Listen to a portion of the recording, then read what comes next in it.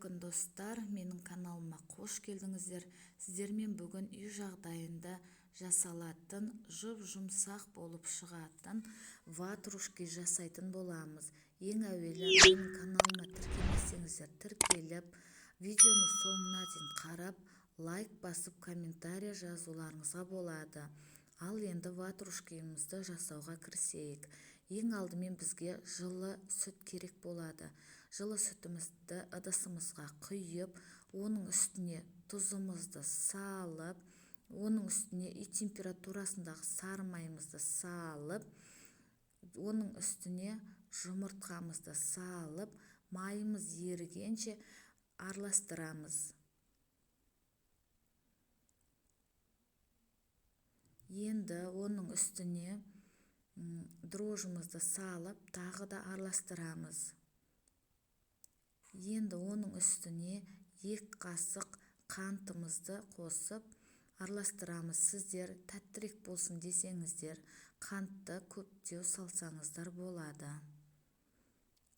Енді бұның үстіне міндетті түрде електен өткізілген ұнды саламыз.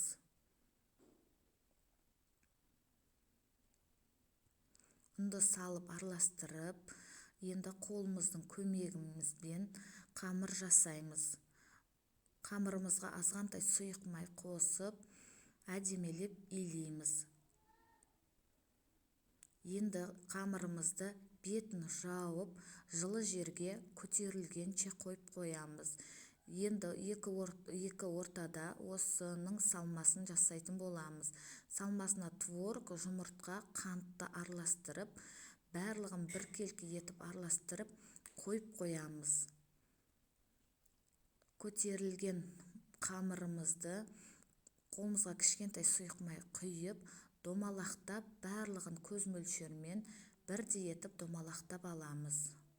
Мына домалақтанған қамырды бетіне майлық жауып, 20 минуттай көтерілгенше қойып қоямыз.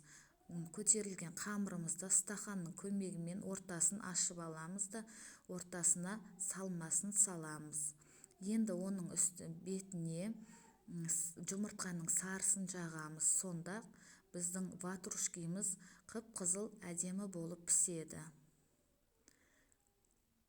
Мына біздің ватрушкеміз дайын болды. Видеоны соңына дейін қарағандарыңызға рахмет. Сіздермен болған Қаракөз. Ас болсын.